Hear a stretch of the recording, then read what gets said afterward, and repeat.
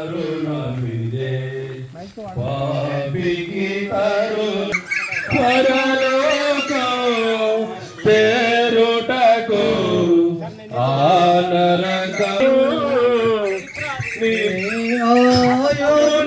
ఆలోచించుము బహు భయంకర నరకమయ్యా నీ పాప ఫలితమెప్పుడు పరలోకం వార్తను వినిపించు నీ రక్షణ గోరి సదా వార్తను వినిపించు తరుణమిదే తరుణమిదే పాపికి తరుణమిదే చేరుటకు నరకము తప్పుటకు రమానందమునందం త్వరపడిరారా ప్రార్థి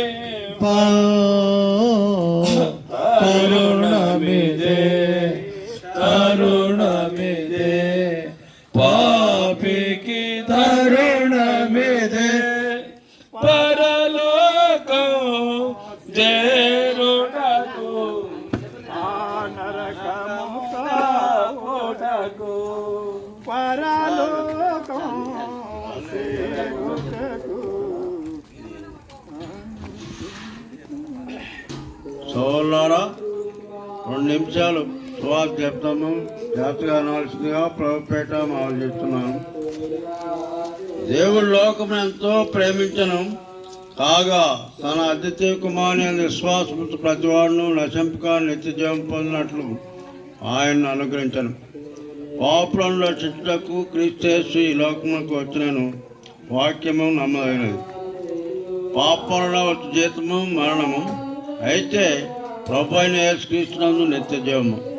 ప్రియులారా, మనమందరము పాపులమే. మన ఆధిపత్యుల ఆదామవుల ఆక్రమణ ద్వారా ఈ లోకంలో పాపము శాపము శిక్ష ప్రవేశించినది. అప్పుడే మనల్ని సృష్టించిన సృష్టికర్త జగత్ పునాది వేయబడుకున్న స్వయంభవుడైన దేవుడు, జ్యోతిర్మైన దేవుడు అప్పుడే వాగ్దానం చేశాడు. ఆయా సమయాల్లో ఆయన ఏర్పరచుకున్న ప్రవక్త ద్వారా రాజుల ద్వారా ప్రవచించారు. కాలం సంపూర్ణమైనప్పుడు మానవాళ్ళందరినీ రక్షించడానికి గాను పరం నుండి ఈ లోకానికి మనిషి కుమారుడుగా అందించాను. ఆయన యొక్క బిడ్డగాను స్వాస్థ్యముగా చేయటానికి గాను దేవుడే ఈ లోకానికి పంపున్నారు. ప్రభు అయిన యేసుక్రీస్తు వారు ఈ లోకంలో జీవము, ఇంకా సముద్రంలో నానా రకమైన జంతువులు, మరి భూమి లోపల నానా రకాల లోహాలు, ఇవన్నీ దేవుడే సృష్టించాడు.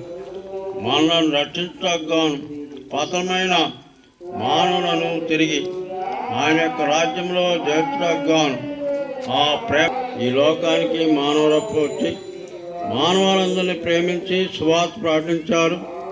కష్టపడి పనిచేయచ్చు. మరి ఆయా జనగోగులు అంటే గ్రామాలు తిరిగి సేవ చేశారు. ఆ రకమైన జబ్బులతో పీడింపడి వారిని ముట్టి బాగు చేశారు. చనిపోయిన వారిని సైతము లేపున్నారు. దానికంటే ముఖ్యంగా మన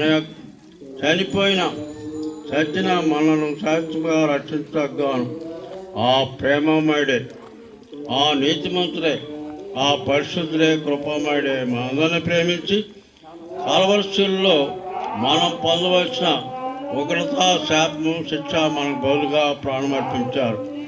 ఒకేసారి శ్రేష్టమైన బలియాగము అర్పించారు. ఆ ప్రేమమయుడు సమాధి చేయబడి తిరిగి సాతాను మనం జయించి సజీవుడై తండ్రి కుటుంబాసిన మహిమలో మనందరి కోసం విజ్ఞాపన చేస్తున్నారు. ఒకరి వెంబడి ఒకరిని రక్షించడానికి గాను ప్రేరేపిస్తున్నారు. మనం ఎదగలేదు కానీ ప్రభు వారే మనం ఎదుగుతున్నారు. వీళ్ళారా ఇంకా ప్రభుని నమ్మకపోతే ప్రభు వారు త్వరగా రారాజు గారు అని అన్నారు. ప్రభుల ప్రభుగా రానున్నారు. కాబట్టి ఈ క్షణమే జ్ఞానపాపము కరపాప నిత్యము ప్రభు సన్నిధిలో దుఃఖపడినట్లయితే ప్రభువారు ఆయన సుమారు 2000 సంవత్సరాల క్రితమే మనందరి కోసం కార్చిన అమూల్య రక్తంలో కడిగి శుద్ధీకరించి అంతకుముందు లేనటువంటి ఆనందాన్ని సంతోషాన్ని నిత్యరక్షణ అనుగ్రహించారు. కనుక ప్రభుని నమ్ముకొని ప్రభు యొక్క రాడు కొరకు సిద్ధపడాలని ప్రభుపేట మనవి చేస్తున్నాను.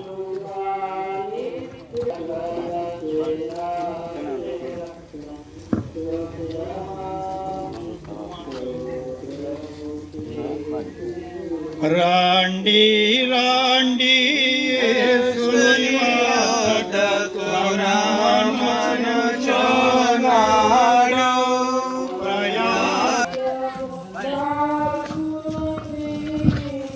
రండి రండి యేసుని వద్దకు రమ్మని చెంతకు పరుగెడి వేగమే ప్రభుని చెంతకు పరుగెడి వేగమే రండి రండి యేసుని వద్దకు రమ్మనుచున్నాడు.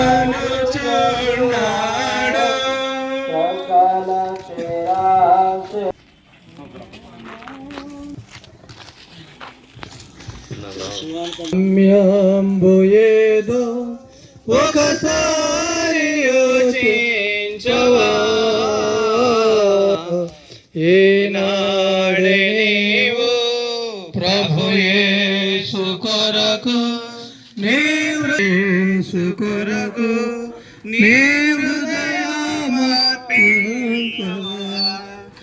ప్రియమైన స్నేహితులారా, ఈ సాయంకాల సమయంలో యేసుక్రీస్తు ప్రభువుని గురించి కొద్ది నిమిషములు మీరు తెలుసుకోవాలని ఎంతో ఆశపడుతున్నా. బైబిలులో యేసు ప్రభు చెప్పిన మాట ఏమిటంటే, ప్రయాసపడి భారమును మోసుకొనుచున్న సమస్త జనులారా నా యొద్దకు రండి, నేను మీకు విశ్రాంతిని కలుగచేతును అని చెప్పని యేసుక్రీస్తు ప్రభువు పిలుచుతూ ఉన్నాడు.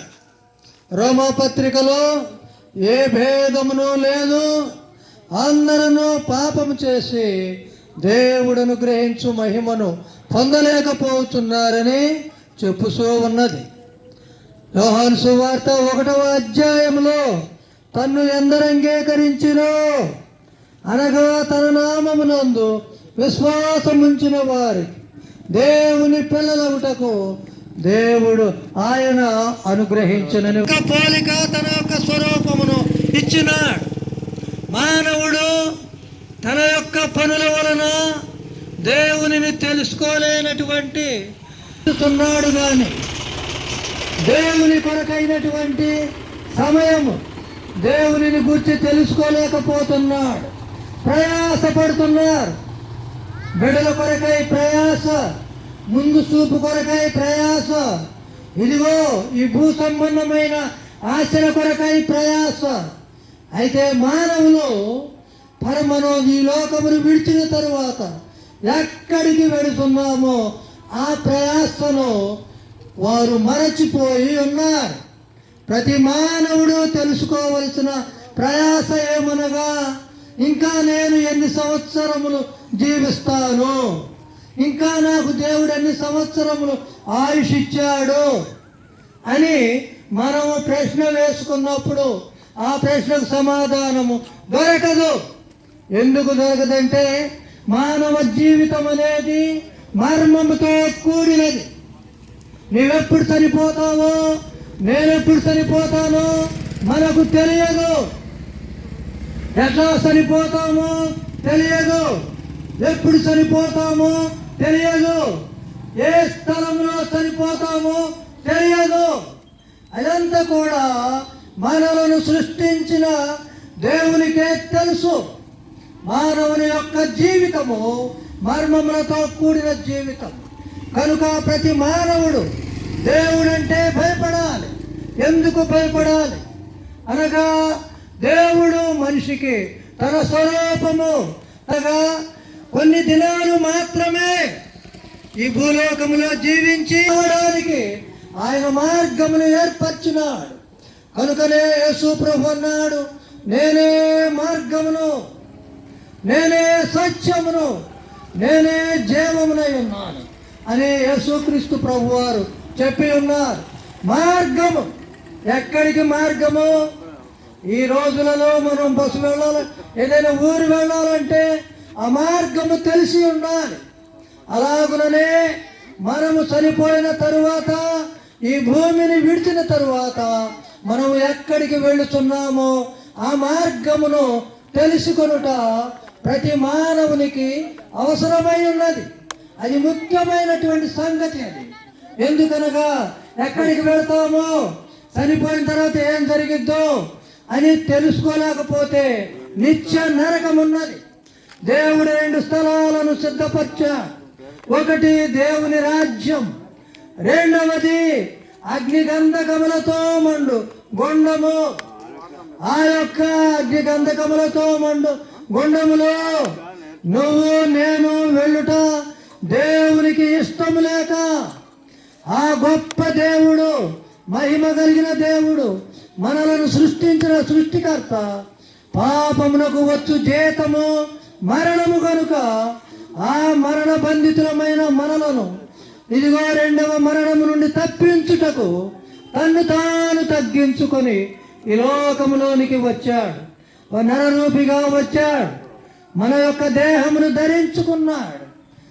ఆయన రిక్తునిగా చేసుకున్నాడు. మన కొరకై తన యొక్క పాపము లేని రక్తమును మన కొరకై చివరి బొట్టు వరకు కార్చినాడు. పాపం లేకుండా పుట్టాడు, పాపం లేకుండా జీవించాడు. పవిత్రుడు, నిర్దోషి, నిష్కల్మషుడు, పాపులలో చేరక ప్రత్యేకముగా జీవించి నా కొరకై నీ కొరకై చనిపోయినాడు. ఇప్పుడు ఆ ప్రభు పిలుస్తున్నాడు, ప్రయాసపడి భారమును మోసుకొనుతున్న సమస్త జనులారా. దేవుడు పిలిచే పిలుపునకు ఒక కులమని, ఒక మతమని, ఒక దేశమని, ఒక ఊరని ఎక్కడ లేదండి. ప్రతి ఒక్కరూ దేవునికి సమానులే. ప్రతి ఒక్కరూ దేవునిని అంగీకరించవలసినదే.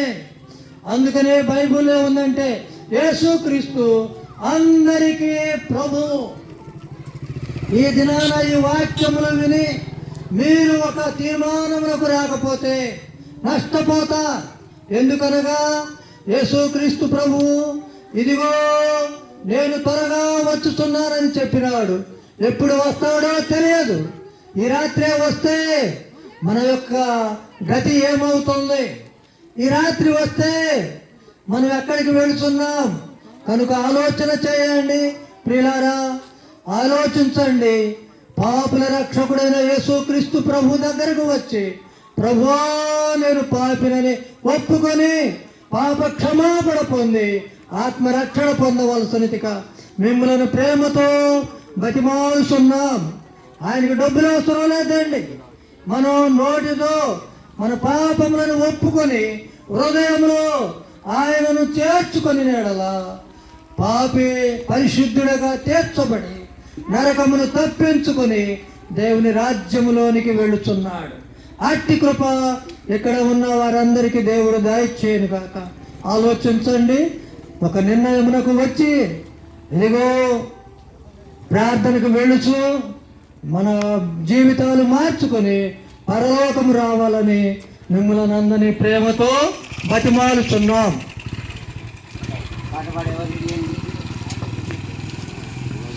ఇదిగో ఈ స్థలంలో నీ మాటలు వినిన ప్రతి ఒక్కరిని మీరు ప్రేరేపించండి ప్రభువా.